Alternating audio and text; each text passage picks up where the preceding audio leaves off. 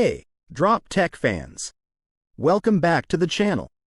Today, we've got some exciting news about Samsung's upcoming mid-range processors. Let's dive into what's new and what we can expect from their next chip, the Exynos 1580.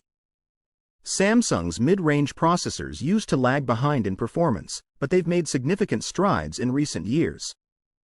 With the launch of the Exynos 1380, Samsung began to close the gap, and it looks like they're not stopping there.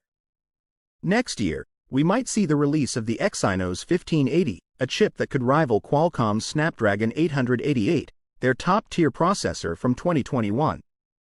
Recently, a new Samsung chip, the S5E8855, popped up in the Geekbench database.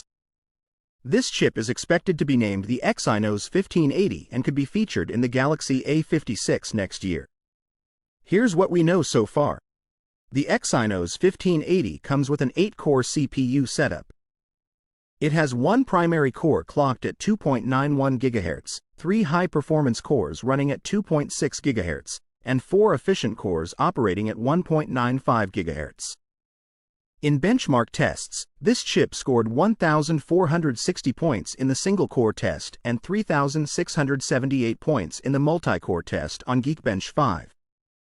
This performance is impressive and puts it close to the Exynos 2100 and Snapdragon 888, which were the leading processors from Samsung and Qualcomm in 2021. What's even more exciting is the new Eclipse 540 GPU that comes with the Exynos 1580. This GPU is an upgrade from the Eclipse 530 found in the Exynos 1480 and is likely based on AMD's RDNA3 graphics technology used in the Galaxy S24's Exynos 2400 chip.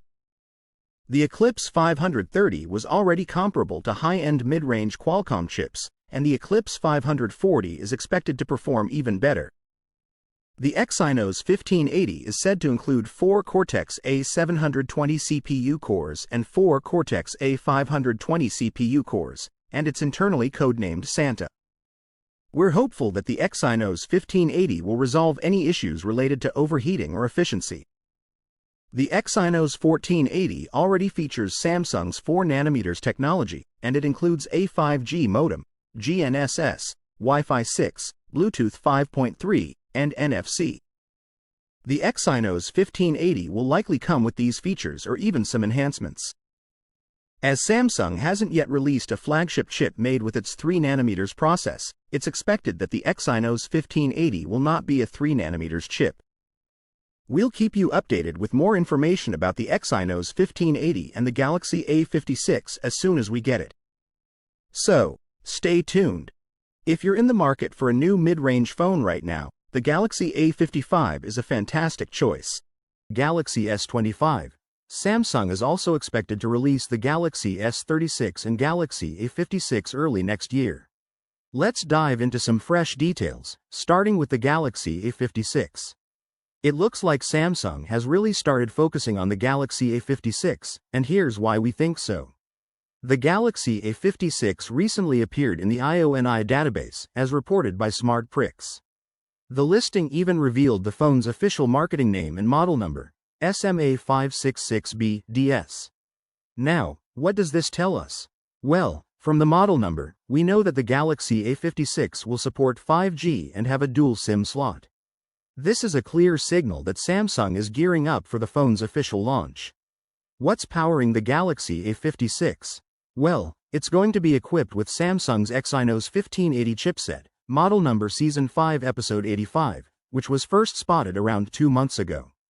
This new chip is expected to boost the phone's performance in a big way, thanks to advanced ARM CPU cores and an AMD GPU. It's likely built on either a 4nm or 5nm process and will feature 4 Cortex A720 cores alongside 4 Cortex A520 cores.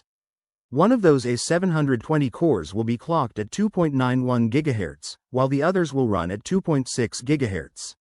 Meanwhile, the A520 cores are expected to operate at 1.95 GHz.